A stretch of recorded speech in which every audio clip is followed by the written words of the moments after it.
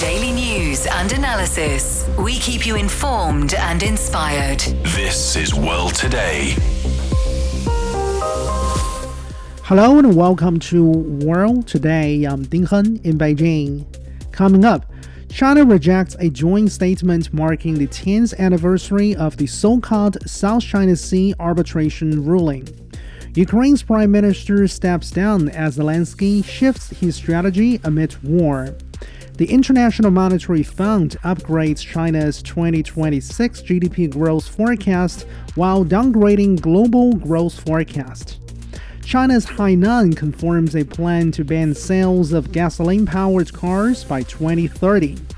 To listen to this episode again or to catch up on previous episodes, you can download our podcast by searching World Today. First up, China's foreign ministry has rejected a joint statement by several nations marking the 10th anniversary of the so-called South China Sea arbitration ruling.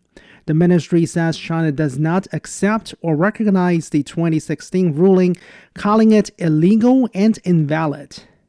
Beijing reaffirms its claims over the South China Sea islands and related maritime rights, saying disputes should be resolved through consultations and negotiations with directly concerned countries. It also accuses some outside countries of increasing military deployments to the region and contributing to tensions. In the meantime, China has also protested Japan's collusion with other countries to release this particular joint statement.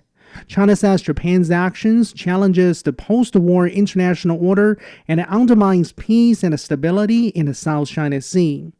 China vows to resolutely respond to Japan's provocations to safeguard its territorial sovereignty and maritime rights. So for more, joining us now on the line are Dr. Warwick Powell, adjunct professor joining us from Queensland University of Technology, and Dr. Peter Chan, former deputy director of the Institute of China Studies with the University of Malaya. So thank you very much for joining us today, Peter and Warwick. Peter, to start with you, China says the 2016 arbitration had failed to resolve the maritime dispute and instead become a stumbling block for China-Philippines ties and regional stability. Do you agree with this point? Yes, I do. 10 years on, the arbitration ruling has not helped to resolve the dispute at all. I think it has aggravated. It has sort of become a distraction. It has even slowed down the COC process. So it has become a stumbling block, not only for China and the Philippines, but also for the wider region in terms of resolving the South China Sea disputes. Warwick, going to you, the 14-nation joint statement we're talking about here says, quote, reaffirm our strong opposition to the use of Coast Guard, military and maritime militia forces to harass, obstruct, and intimidate lawful operations by other states at sea or in the air, unquote. But in the meantime, China's foreign ministry has described the South China Sea waterway as one of the safest maritime corridors in the world, where the freedom of navigation and overflight had never encountered any major issues. So how would you personally look at this claim that China is somehow exercising maritime hegemonism, for example, in the South China Sea? The fact that China seeks to assert its own maritime rights insofar as it sees them by lawful means should not be construed as a pursuit of maritime hegemonism. If you want maritime hegemonism, you follow the American path in Cuba, in Venezuela, or the European path on Russian ships elsewhere in the world. That's maritime hegemonism. What China's doing is nothing of that order. Okay. Peter, going back to you, Manila launched this so-called arbitration case under the UN Convention on the Law of the Sea, or the UNCLOS, back in the year 2013. And arguably, I mean, the dispute between China and the Philippines in the South China Sea is fundamentally about territorial sovereignty over maritime features. And that's actually something that lies outside the scope of the UNCLOS. And if my memory is correct, in addition, China excluded itself from the UNCLOS's compulsory dispute resolution mechanism through a formal declaration back in the year 2006, which is allowed under the UNCLOS's Article 298.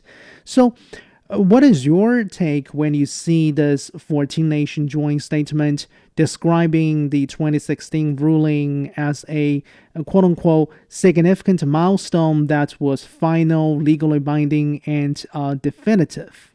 Well, it is not a significant milestone, and the award is not final, nor legally binding, and not definitive. As in your opening remarks made it quite clear, UNCLOS itself doesn't cover territorial disputes. It only addresses the EEZ. Clearly, the tribunal is acting outside of its proper jurisdiction in passing judgment on the dispute itself, and China rightly chose the choice of not to participate in this arbitration. And clearly from the outset itself, with China absent in the hearing and the mediation, the award itself already lacks legitimacy, and therefore it is not a significant milestone. It is neither final, legally binding, nor not definitive at all. So, Warwick, what is your thought on this? I mean, when we talk about China's decision, for example, not to accept, to participate, or to recognize the arbitration and its ruling, to what extent do you think it is about defending China's own sovereignty and national integrity, national interests? And to what extent do you think it is about upholding the authority and dignity of international law? Well, look, first and foremost, I think it's fair to say that China, like any other country, is going to seek to advance and defend its interests, right, insofar as it frames those interests. And I don't think anybody should somehow be surprised at that. The idea that China would have a set of interests that it would seek to advocate for and defend seems like something that many of these other states believe is an illegitimate course of action, right? That only their interests and how they define interests should be advanced. But again, I come to the point that the hypocrisy that has been embodied in this particular statement from 14 nations, and let's bear in mind that there are 200 plus nations in the world today. So we're talking about less than 1% of the nations of the world.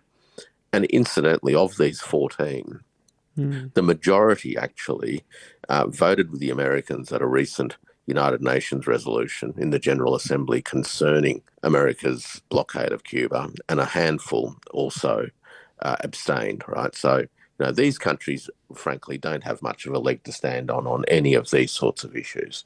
And China had every right to assert its position in relation to the extent to which it was willing to or not to participate in a process that it saw as illegitimate. That's an important point to recognise, that there is no compulsion to participate in these sorts of forums. The second thing, and I think you touched on this, and this is where the theatre of all of this process comes into it. The UNCLOS has zero jurisdiction insofar as questions of sovereignty is concerned. None. UNCLOS assumes that all sovereignty questions have been resolved and are set in stone. And then from there, it does what it does by delineating a set of use rights and those sorts of things.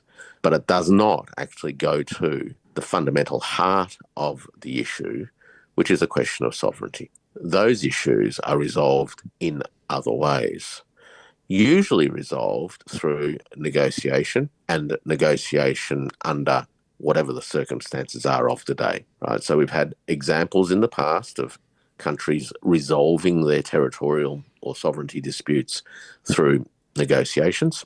China and Russia, for example, extensive land border, progressively resolved. And China's done the same with a bunch of its other land borders as well. So countries can do that. Alternatively, these questions are resolved through a test of strength.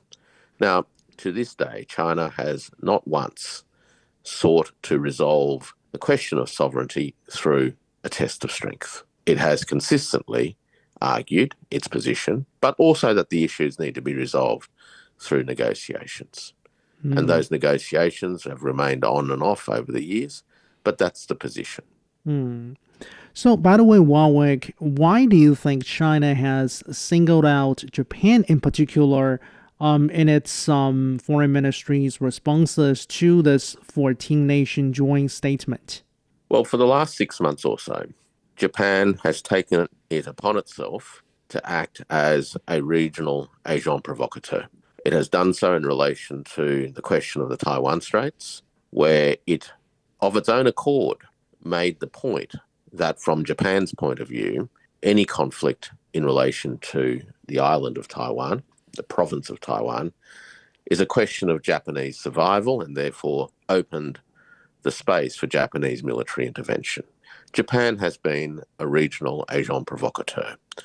Japan has been rearming itself in the region in response to concerns clearly about America's capacity to ultimately provide the defense umbrella that it has historically provided, but also because the Japanese political setup today is pandering to a domestic audience where it seeks to garner the energies of the militants and the pro-militarization groups, the hard right, within the Japanese body politic to consolidate the political position of the current political elite. So, of all the countries that signed, we had 2 in Asia. Of course, the Philippines was going to be a signatory. They're a party to this question. Then there was Japan and no one else. And that's an important point to bear in mind. No one else within Asia, within Southeast Asia, certainly no other country with a South China Sea claim was a signatory to this 14-nation, externally driven, piece of theatre and propaganda.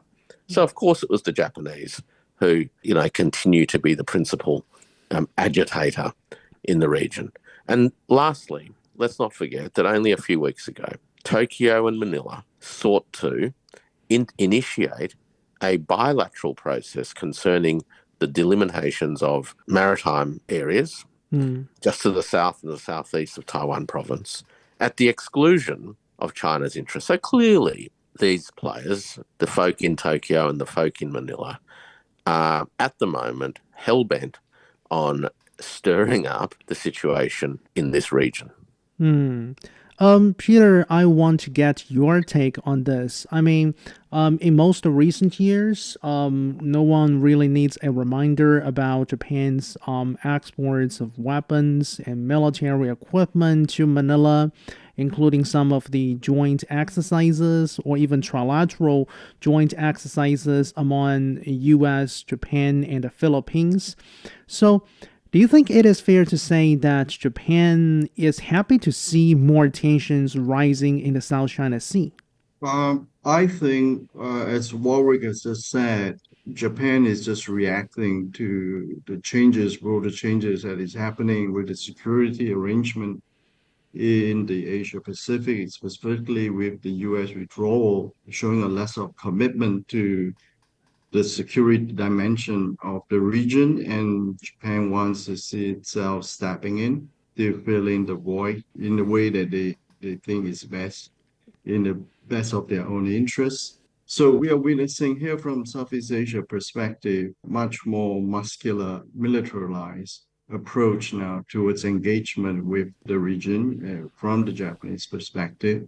We read it as clearly an act of anxiety, act of uncertainties in light of the shift in the geopolitical and military dynamics. It would be seen as a defensive posturing. They did it out of their own national interests. But unfortunately, it has also drawn a lot of anxiety and stir up a lot of unresolved historical past that the region has with Japan in terms of World War II. We have been, Southeast Asia in general, ASEAN, has been much more comfortable with a Japan that is committed to its pacifism constitution. And now that we see it wanting to rearm itself as a military power, it has created quite a little bit of uncertainty within the region. We hope that Japan could find a different way in which it could figure itself and find its place in Asia that will be free from the U.S. Hegemon, Yeah. and that Japan will be able to find itself Yeah. as a legitimate, a peaceful partner in the region without having to resort to a muscular, more military posture. So, since you talk about this, Peter, let me ask you a relevant question. That is, do you think by getting involved in the dispute in the South China Sea and by stoking more, tensions with China, do you think that's in the interests of Japan? Do you think that would necessarily, in return, bolster Japan's own security? The Japanese certainly thinks that way, I think. But certainly for us here in Malaysia and Southeast Asia, we think this is a very destabilizing move. It is going to draw the region, the South China Sea, into a broader dispute, a broader conflict, a wider regional conflict. So we clearly do not want to see that happen. And the current trajectory that the Takashi government is taking is indeed a worrisome one. Warwick, in a recent article published in People's Daily, Jing Chuan, who is the Chinese ambassador to the Philippines, says clearing the arbitration's lingering toxic legacy was a matter of utmost urgency. Do you think it is likely for Manila today to abandon its illusions on this issue and remove this stumbling block in bilateral relationship? No chance under the Marcos Jr. administration, none whatsoever. Whether or not it is a blockage, and let's say that it is, that blockage isn't going to go away. The Marcos Jr. administration has hitched itself to the United States and to Japan on these particular matters and is doubling down. I think we can say that now with very little doubt that between now and the next election in the Philippines in a couple of years' time, the Marcos administration will play the nationalism card and it will play the victim card and it will do its utmost to try and keep the Americans in the region, and it will bend over backwards to deliver to the Americans what it is that the Americans want. And frankly, what the Americans want is a region that is consumed by chronic instability and tensions, because under those circumstances, it has a basis upon which it can leverage certain players within the region to advance its own particular interests. And at the same time, it creates instabilities in a region in which its principal rival, insofar as Washington sees it, which is the People's Republic of China, will then have to commit effort and resources. So this is a Washington gambit to sustain and intensify regional instability. And this is going to be particularly the case as Washington's own conventional military capacity diminishes relative to the balance of power that is unfolding now. It will pursue destabilizing initiatives that come short of kinetic conflict, but aims to do so to create problems for China. That's the name of the game for now. So, Warwick, when you were mentioning that the United States might be attempting to bolster or enhance its some of its own particular interests in the Asia-Pacific region, what exactly do you think they are? Are you talking about, for example, weapons sales to the region or something else? Well, weapons sales to the region is, of course, one. And that's an interesting topic because the Americans promise a lot when it comes to weapons sales and are happy to take the money, but they're actually not very good at delivering. But nonetheless, the interest of the military-industrial complex is paramount. But not only that, the interests of American big technology firms, particularly in artificial intelligence, are now paramount considerations for the White House because over the course of the last 25 years, one of the principal means by which the United States has advanced its own security interests against the interests of other nations and other peoples is through its ability to control information flows. And it does that not only in terms of the flow of normal information, so we say, but it also uses its control over the information apparatuses to promote certain narratives, number one, which it uses then to cause, national and regional instabilities. But also it uses its control of the information architecture to control financial flows. Right? Its ability to control the flow of messaging through the SWIFT network and through the data centers that SWIFT operates in North Virginia is the means by which the United States leans on and puts pressure on other countries. So the United States is seeking to gain favourable treatment from countries across Southeast Asia for its own technological platforms. And these are the technological platforms, I should say, and remind everybody listening, that are operated by a small number of American oligarchs who publicly talk about the fact that the world would be better if they got to run the show, right? And that ordinary people should have their freedoms and liberties taken from them in the name of a technical oligarchy.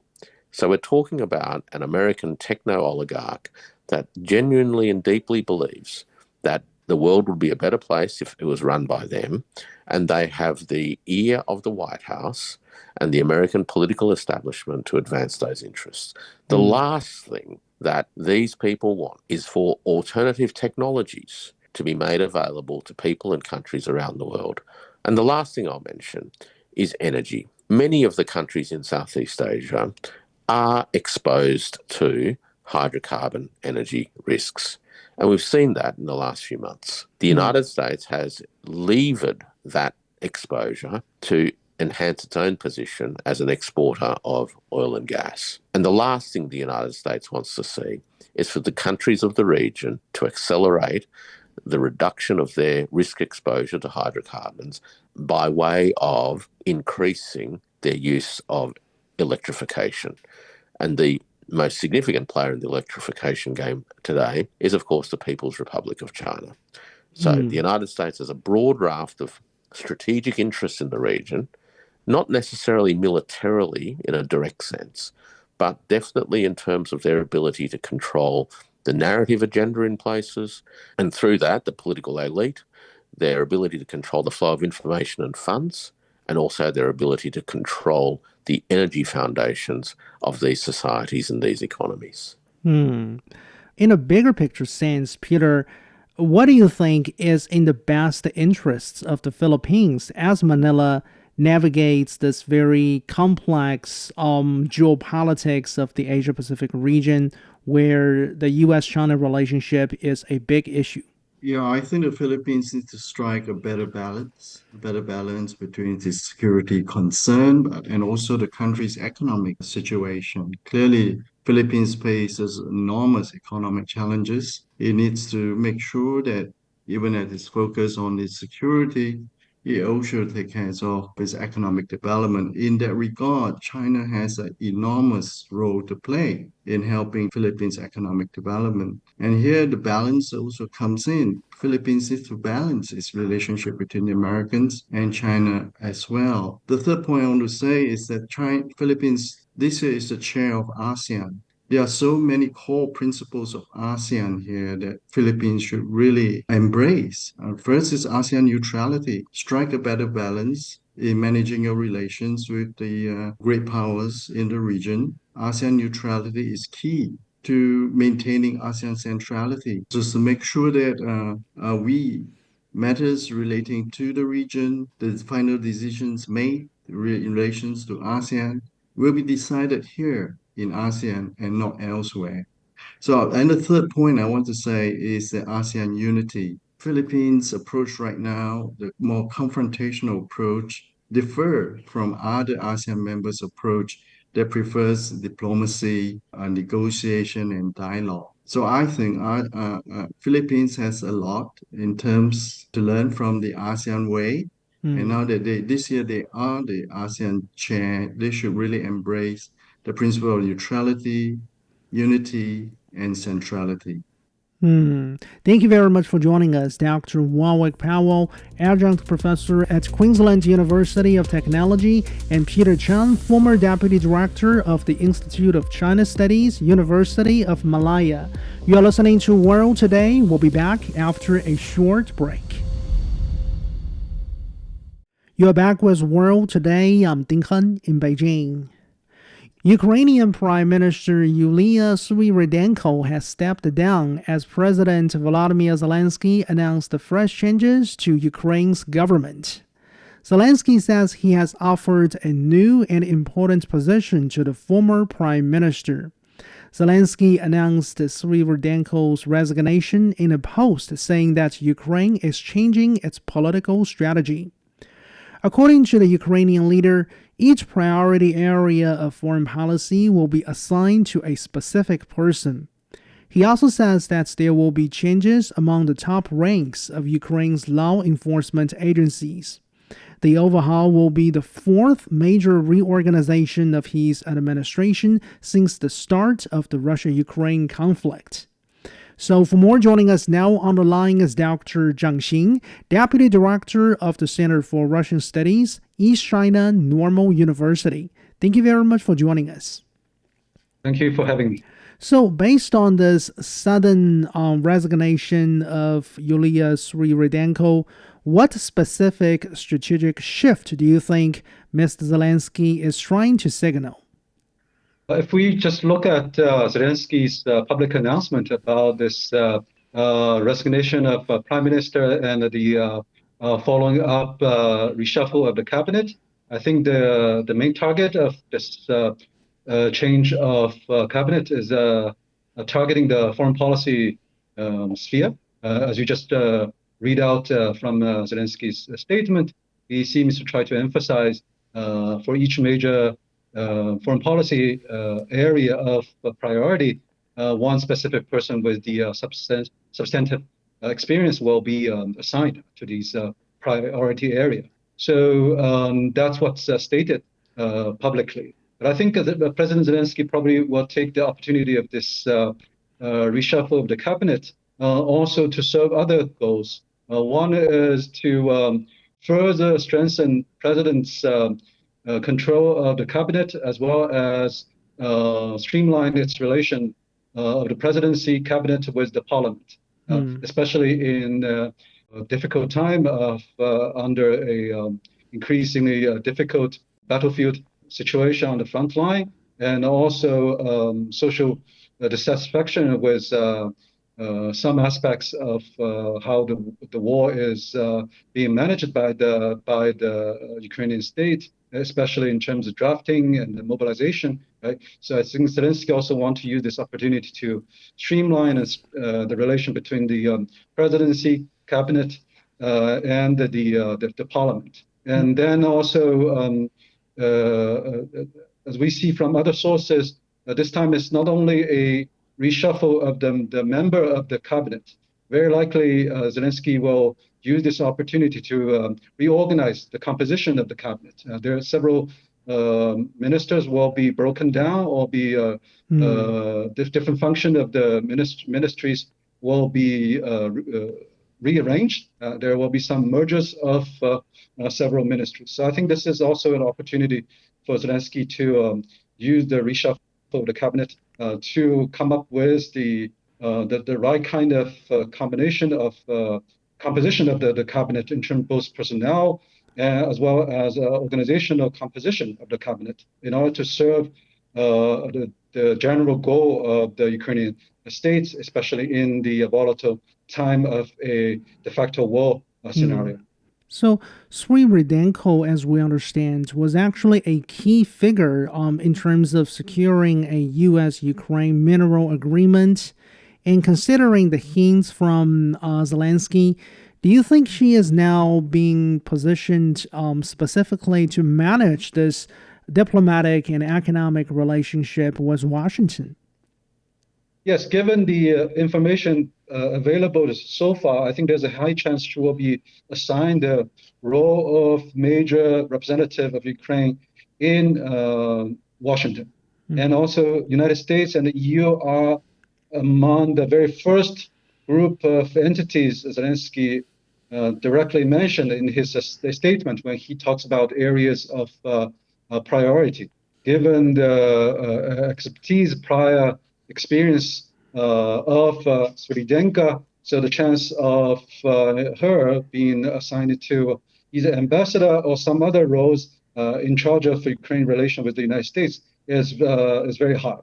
Although Zelensky also mentioned some other areas of high priorities, including also neighboring country with Ukraine, for example, Hungary and Poland, Gulf and the Middle Eastern country, and surprisingly or not, also he explicitly mentioned China, although he didn't bring any additional information. I just mentioned the name about China. So I wouldn't completely exclude the possibility Svyrydenko might be assigned to a key role of working with one of these other key areas of priority beyond the United States. Okay.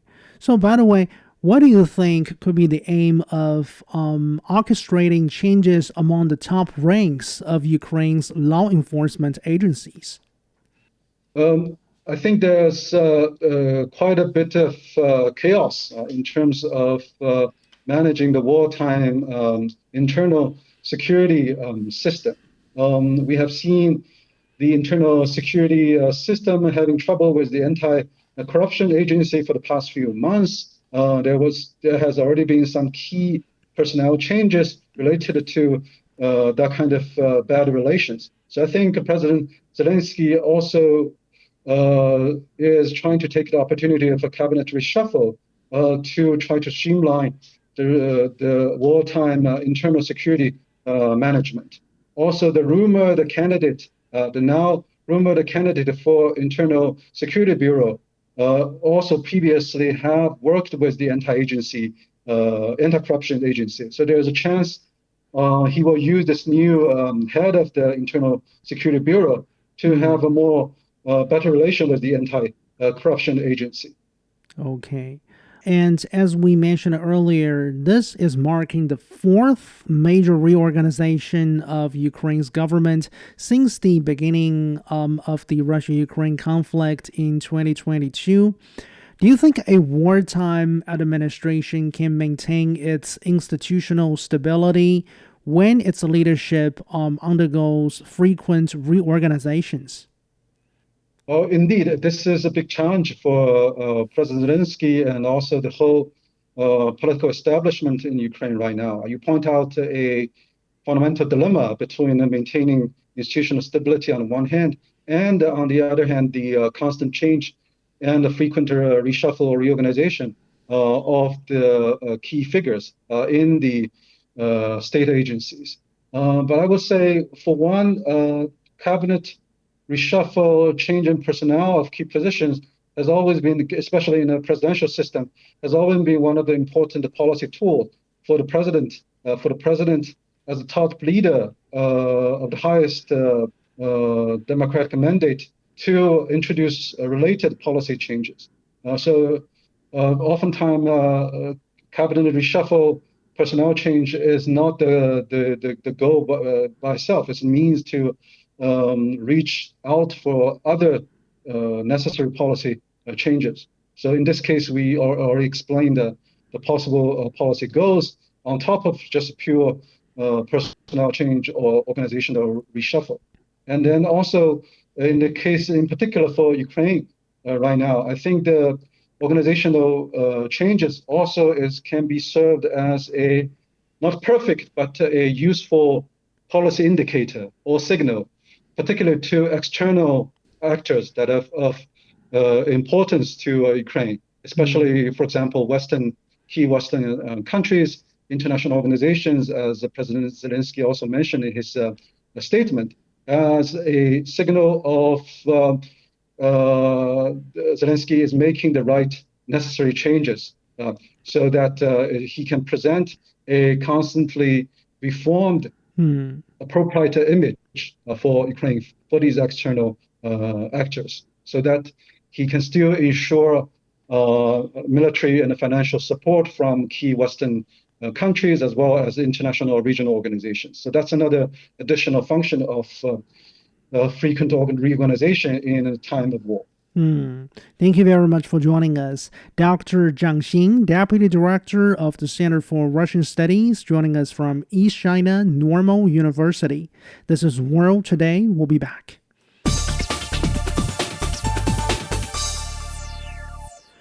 You're listening to World Today. I'm Ding Hen in Beijing. China's economy is once again drawing global attention. While the International Monetary Fund has trimmed its outlook for global growth amid geopolitical tensions and rising energy prices, it has upgraded its forecast for the Chinese economy. The IMF has projected that global growth will slow to 3% this year before recovering to 3.4% in 2027. At the same time, though, it expects China to grow by 4.6% this year, 0.2 points higher than its April forecast. China is one of the few major economies to receive an upward revision. So for more on this, my colleague Zhao Yang spoke with Yan Liang, professor of economics with Willamette University. So, Yan, first of all, why has the IMF lowered its global growth forecast while upgrading the China outlook? What does this tell us about the changing structure of the global economy and China's role in it? Right. So the IMF has reduced the global growth forecast by 0.1 percentage points, and meanwhile raised China's growth forecast by 0.2 percentage points. So I think this is very interesting. One increase, one decrease. It says a lot about the global economy's challenges, but also China's economy's resilience. So I think for the global economic outlook downgrade, IMF gave three different downside risks. So the first one is the geopolitical tensions. As we know, the U.S.-Iran peace deal has been on and off, and now it seems that the President Trump announced that the ceasefire was simply ended. So the resumption of the war, I think, is really what rattled the global economy. The inflation forecast has gone up from 4.1% to 4.7%, largely due to the energy crunch. The price of energy has gone up by 25%. So given this geopolitical tension, I think that's one of the reasons the IMF downgraded the global growth forecast. The second reason has to do with the fragmentation of global trade. This year, the global trade is forecasted to go down from last year's 5% to this year's 3.5%. Because of the protectionist policies adopted by many economies, trade fragmentation is going to reduce global growth. And the third reason is because in many advanced economies, the fiscal space and the monetary coordination has also weakened. So without very supportive policy, I think that would also, drag down on the economic growth. On the other hand, China's growth has been quite resilient. The IMF cited very strong export momentum, AI investment and technological development, as well as some other factors in terms of China's energy security, right, and its resilience amidst the global energy crises. Those are the major reasons for them to upgrade China's growth forecast. And how do you think are the tech innovation and industrial upgrading reshaping China's growth model? Well, I think that these are the major driving forces for China's growth. So when you look at China's advanced manufacturing sector, for example, the value added this year has gone up so far from January to May, gone up by 15%. And when you look at the equipment manufacturing, the value added has gone up by 9.5%.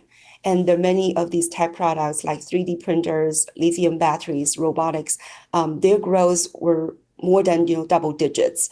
So all of these are driving the industrial sector, and that really produce a lot of economic growth.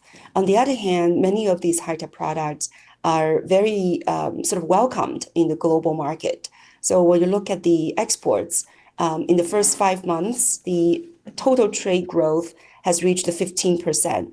And most of these growth come from electrical products, electronics products, like integrated circuits, AI computing equipment, new energy products, and so on and so forth.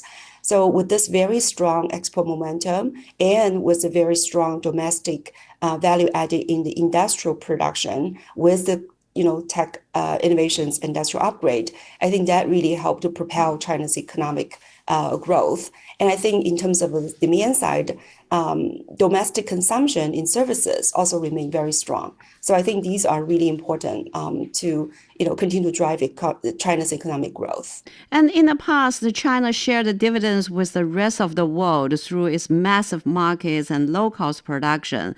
And now the country is providing innovation dividends to the global markets. So how do you understand China's innovation dividends? And in your understanding, is there such a thing as China Shock 2.0, or is that really the China Opportunity 2.0? Well, I think that's an excellent question. I do think that China, because of its formidable, industrial capacity, its technological leadership, it does, in a way, sort of present some challenges to some of the advanced economies. But healthy competition, right, is always good. And I think that's always what the Western economy talked about, right, that they provide these kinds of opportunities and challenges to China's own growth. But now, China is in the driver's seat. China is becoming much more technological advanced. And so it does present some challenges. But that said, I think the shock 2.0 is an exaggeration. I think the opportunities should also be recognized. And I think in terms of China's opportunity 2.0, there are three different dimensions. So for one is, China has been stable and has been a growth engine for the global economy. It has been contributing to around 30% of the global growth. And even just looking at the export and import, in the first 5 months, export has grown, but import growth even more, over 20% of growth in imports. And for example, China's imports from Africa has gone up by 18%. So the kinds of large economic size and stable economic growth in and of itself is really an opportunity for the global economy. But not to mention, I think what you talked about, the more sort of the innovation dividend, right, technological dividend, because I think China has been playing a very important role, a leading role in green transition, in digital economy, in intelligent industries like AI. So China's technological innovations in these industries help to reduce the costs of technological innovations and also to embody these technologies in various products and services. So the exports of these products are also contributing to the global, economic transition and upgrade. And finally, I think China has been a really important node in the global supply chain, and China also possesses the most complete, mature industrial supply chain. So China becomes really important as a partner in the global production network. So all the three aspects, I think, really speak for China's opportunity, that the opportunities that China provides to the rest of the world. And you mentioned China's imports and exports remain robust this year. So what explains this resilience? Is that sustainable? Well, I think the reason that China's export has been so strong, and I would also say it's sustainable despite all these protectionist policies, are mainly due to two reasons. One, again, is due to China's export competitiveness. As I mentioned earlier, 60% of China's exports are electrical and electronic products, and EVs, lithium batteries, and wind turbines, and many of these green products are very popular in the global market, right? Because of the high quality, the low cost, and it also meets the demand of the global economy's needs for green transitions to cope with the short-term energy crunch. So I think with this kinds of industry upgrade, with the export structure upgrade, China's products will continue to be very well accepted in the global market. And the second reason is the geographic diversification. So now China's major, trade partners are the BRI countries, the ASEAN countries, some of the global South countries, in addition to some of the global North countries. So I think with the kinds of a geopolitical diversification, it also really helped China to be very resilient. Because even if some countries impose tariffs or other trade barriers, China can always find its market in other areas. So I think with these two reasons, both in terms of product upgrade and also in terms of trading partner destination diversification, I think these are the two major reasons that sustain China's strong export momentum and make it sustainable, and I would say also beneficial to the rest of the world. And the IMF knows that economies deeply integrated into technology supply chains are outperforming. So do you think AI is creating a new global growth cycle? And where does China currently stand in this tech-driven expansion? Well, I think the AI is definitely a great opportunity, not only in the short term in terms of boosting the stock markets and some of the financial markets, but also in the medium and long term are going to boost productivity. The key here is really not let this kinds of financial speculation related to AI investment to drive the growth. The more important is to really develop the technologies and turn the technologies into the real productivity. So I think China's AI Plus initiative is really trying to develop the embodied AI to integrate AI into the rest of the economy, including advanced manufacturing, services, governance, and so on. So I think for China, for one, is it will definitely ride a wave of the AI boom, both in terms of in the stock market, but more importantly, I think China's open source system and China's very rapid growth in terms of both the AI technologies, but more importantly, AI integration into the rest of the economy. For example, developing smart devices, developing autonomous drivings, and using AI to increase the intelligence of all kinds of products and services. I think this is really what is going to drive the medium long-term productivity growth. So I think China is definitely have a lot of advantages, right? Both because of the abundant and cheap green energies, but also in terms of having over 50% of the global AI talent and supportive government policies and the very strong industrial base to develop embodied AI. I think all of this would put China in a very advantaged position in terms of the global AI race and continue to take advantage and capitalize AI technologies to develop its technologies and its economy. Professor Yan Liang from Willamette University talking with my colleague Zhao Yang. You're listening to World Today. I'm Ding Hen in Beijing. The southern Chinese province of Hainan has reaffirmed its plan to ban the sales of gasoline-powered vehicles by 2030. The island aims to become the first province in China to do so. New energy vehicles had accounted for more than 23% of the cars on road in Hainan by 2025. The province aims to raise that ratio to 45% by 2030. The provincial government has vowed to expand EV charging infrastructure to keep pace with the increase in the number of new energy vehicles. So for more, joining us now on the line is Chen Jiahe, Chief Investment Officer with Novum Aki Technologies. Thank you very much for joining us. Hi, thank you for having me. So what do you make of Hainan's ambition to become the first province in China to ban the sales of gasoline-powered cars? Actually, you spent a lot of time living in Hainan. So what is your personal observation? What is your personal perception about the momentum of the EV market on the island? I have been living in Hainan Island for the past few years, made quite so many friends here, and I personally take cars and taxis almost every day. Currently, if we look at the development of electrical vehicles in Hainan Island, it's really promising. You see more and more vehicles being used, electrical vehicles being used in this island.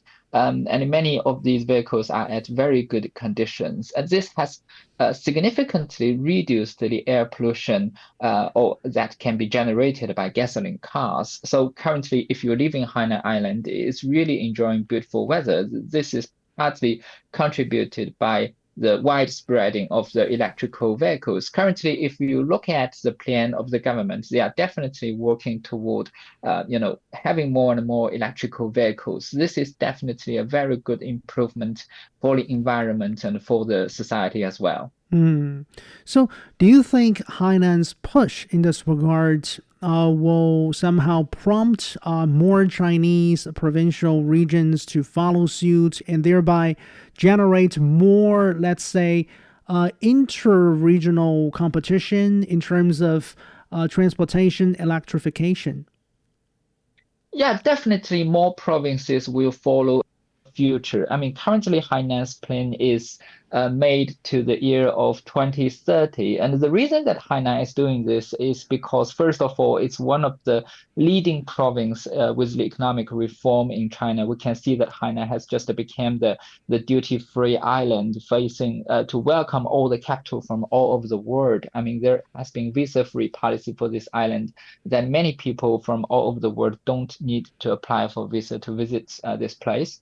And also because Hainan is a small island, which is quite fitting for the using of electrical vehicles. I mean, for example, if you go to the northern provinces, you might not be able to use them because it can be too cold in the winter, but it's perfect for Hainan province. And looking into the future, I think many provinces, especially the provinces in the middle and the south of China, will follow this path that Hainan is leading, and there will be more market left for the electrical vehicle companies. I mean, not only the companies from China, but also companies coming from the world.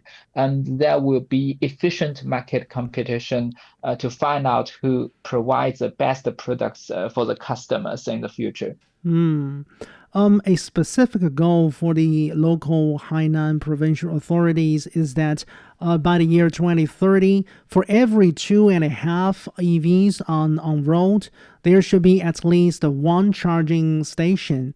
Is that an easy goal to reach, in your opinion? How do you assess the challenges for expanding the charging infrastructure? Well, I think that's a target that they can definitely meet. I mean, currently Hainan is investing so much money into building all this power grid, which is critical for supporting the charging stations and transferring the old gasoline stations into accommodating the electrical vehicles, which provides them with charging stations, all these kind of things. I think they definitely can do this because Hainan has been putting so much money. For example, to counter the effect of typhoon, Hainan has been investing quite a lot of money to upgrade the power grids. And part of that money will definitely go to building more charging stations for electrical vehicles. So there will be investment, there will be hard work, but I think it's definitely something reachable. Yeah. So finally, Jiahe, for some of our listeners who have never been to Hainan, if we want to circle around the whole island by driving on a car, driving on an electric vehicle, can we do that without even recharging the car once? I think it's a very good question because as I remember the whole there is a road surrounding the whole Hainan Island. I think it's about 500 kilometers. So if you don't charge your car at all and you got it fully charged before you leave the city, for example, Haikou or Sanya, and you want to circle the whole island, you probably can do that. I mean, because if we look at the electrical vehicles selling on the market today, they are usually offering you a distance of 400 to 700 kilometers. So you have 500 kilometers here. You probably can make it, but why don't you make a charge? I mean, there are so many charging stations all along the road. But thank you very much, Chen Jiahe, joining us from Novum Marquis Technologies. Unfortunately, that's all the time for this edition of World Today. I'm Ding Han in Beijing. Bye for now.